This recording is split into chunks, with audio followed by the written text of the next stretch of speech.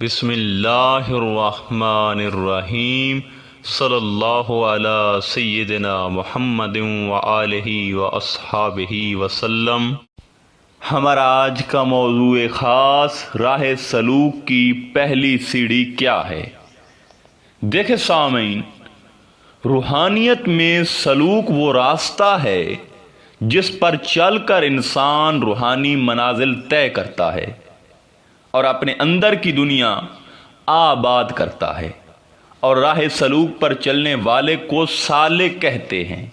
اور اس راستے پر چلنے والوں کی مثال ایسی ہے کہ جیسے کسی اونچے پہاڑ پر کوئی پھول کھلا ہو اور بہت ساری چیونٹیاں اس پھول تک پہنچنے کی کوشش کریں۔ اب کچھ تو پھول تک پہنچ جاتی ہیں اور کچھ چیونٹیاں راستے میں ہی دم توڑ دیتی ہیں۔ راہ سلوک میں بھی عین اسی طرح ہوتا ہے۔ راہ سلوک پر چلنے والوں کے لیے آزمائشیں، کٹھن راستے اور دشواریاں ہوتی ہیں، اور پھر کچھ اصول ہوتے ہیں، اور راہ سلوک کی سیڑھیاں ہوتی ہیں، اور مین پہلی سیڑھی ہوتی ہے۔ جو پہلی سیڑھی پر کامیابی سے سوار ہو جائے تو وہ باقی سیڑھیوں پر بھی سوار ہو جاتا ہے، اور جسے ان سیڑھیوں کے بارے علم نہ ہو، جانکاری نہ ہو، اس کی مثال انہی ناکام چیونٹیوں کی طرح ہے جو پھول تک نہیں پہنچ سکی، کیونکہ راہ سلوک کوئی حلوہ نہیں جسے مزے اور آسانی سے کھا لیا جائے۔ یہاں سالک کو مکمل طریقہ کار اور اصولوں کے ساتھ راہ سلوک کی آزمائشوں سے گزرنا پڑتا ہے، اور 40 مقام تک رسائی حاصل کرنی پڑتی ہے۔ وہ 40 مقامات کون سے ہیں؟ ادب و ذہب و سبب و طلب و عجب و عطب و طرب، شرع، نزا، صفا، صدق، رفق، اتق، تصریح، ترویع، تمانی، شہود، وجود، عد و قد و رد و امتداد، اعتداد، انفراد، انقیاد، مراد، حضور، ریاضت، حیاتت، افتقاد، اصطلاح، تدبر، تخیر، تفکر، تصبر، تنکس، رعایت، ہدایت اور بدایت۔ دیکھیں سامعین، اب جو طالب ارادہ راہ سلوک پر چلنے کا کرے اور راہ سلوک کی پہلی سیڑھی کا اسے پتہ نہ ہو، وہ ان 40 مقامات تک کیسے رسائی حاصل کرے گا اور کیسے مقام ولایت تک پہنچے گا؟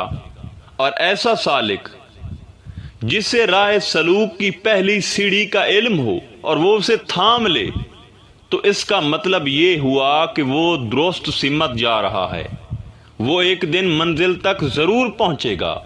اور جو یہ 40 مقامات آپ کی خدمت میں پیش کیے ہیں، سالک پر شروع میں ان کی حقیقت نہیں کھلتی، اور اس کے اسرار و رموز سے وہ ناواقف ہوتا ہے، بلکہ شاید اس نے ان مقامات کے نام تک نہیں سنے ہوتے، مگر کچھ عرصہ بعد اسے غیبی طور پر ان مقامات کا علم اور سیر کروا دی جاتی ہے۔ دیکھیں سامعین، راہ سلوک کی جو پہلی سیڑھی ہے اسے ادب اور محاصرہ کہتے ہیں۔ اب پہلے ادب کی طرف آتے ہیں۔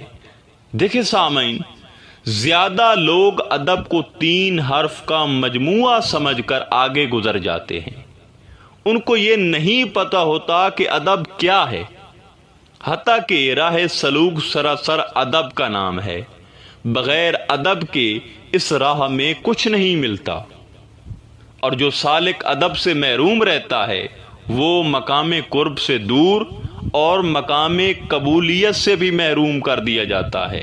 اور راہ سلوک کی پہلی سیڑھی یہی ہے کہ سالک جس کی نگرانی میں، یعنی جس مرشد کے زیر سایہ راہ سلوک پر گامزن ہے، اس کے سامنے سالک کا دستور اور طرز عمل ایسا ہونا چاہیے کہ وہ نہ بلند آواز میں گفتگو کرے ان کے سامنے، زبان کو خاموش رکھے، شیخ سے زیادہ سوالات نہ کرے، اور شیخ کی اتباع اپنے اوپر فرض سمجھے، شیخ کامل کی حرکات اور سکنات اور کام پر نکتہ چینی نہ کرے، کیونکہ بعض اوقات حقیقت وہ نہیں ہوتی جو دکھائی دے رہی ہوتی ہے۔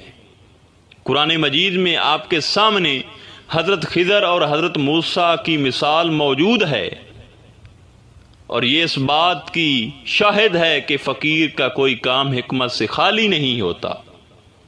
اسی طرح شیخ کامل کی طرف ہمہ وقت سالک اپنی توجہ مرکوز رکھے، شیخ سے کبھی سالک غلط بیانی نہ کرے، کبھی خیانت کا برتاؤ نہ کرے، اور چلنے بولنے غرض ہر کام میں شیخ سے پہل نہ کرے۔ یہ ہے ادب۔ کبھی اپنے شیخ کی طرف پاؤں پھیلا کر نہ بیٹھے، کبھی اپنی پشت نہ کرے، اور مرشد کامل کی موجودگی میں دوسری عبادات میں مشغول نہ ہو، بلکہ سالک تصور شیخ میں گم رہے، الغرض اپنے آپ کو مکمل طور پر اپنے شیخ کے سپرد کر دے، اور سالک رائی کے دانہ برابر بھی شیخ کامل پر شک نہ کرے، وگرنہ وہ اس راہ سلوک کی پہلی سیڑھی سے ہی گر جاتا ہے، کیونکہ جس کے توسط سے منزل ملنی تھی جب اس پر شک کی نگاہ دیکھی جائے تو پھر منزل کہاں ملے گی۔ اور دوسرا، ادب کے ساتھ پہلی سیڑھی میں محاصرہ بھی ہے۔ محاصرہ یعنی نفس کا محاصرہ کرنا ہے۔ راہ سلوک میں سفر کے دوران نفس کو پیٹ بھر کر نہ کھلائیں، کیونکہ جب یہ پیٹ بھر کر کھا لیتا ہے تو یہ گدھے کی طرح اتراتا ہے اور اس کے اندر سستی پیدا ہو جاتی ہے، جس سے یہ سفر میں رکاوٹ ڈالتا ہے۔ اس کے علاوہ زیادہ ہنسیں مت، کسی سے مذاق مت کریں، زیادہ وقت تنہائی میں گزاریں اور خاموشی اور صبر اختیار کریں، کیونکہ خاموشی سے منزل آسان ہوتی ہے۔ محترم سامعین، اگر آپ راہ سلوک کے مسافر ہیں تو راہ سلوک کی پہلی سیڑھی ادب اور محاصرہ کو ذہن نشین کر لیں، اس کو پلے باندھ لیں۔ انشاءاللہ تعالی آپ راہ سلوک میں آسانی سے کامیاب ہو جائیں گے اور کبھی ناکام نہیں ہوں گے۔ انشاءاللہ تعالی ملتے ہیں ایک نئے موضوع میں، تب تک اللہ نگہبان۔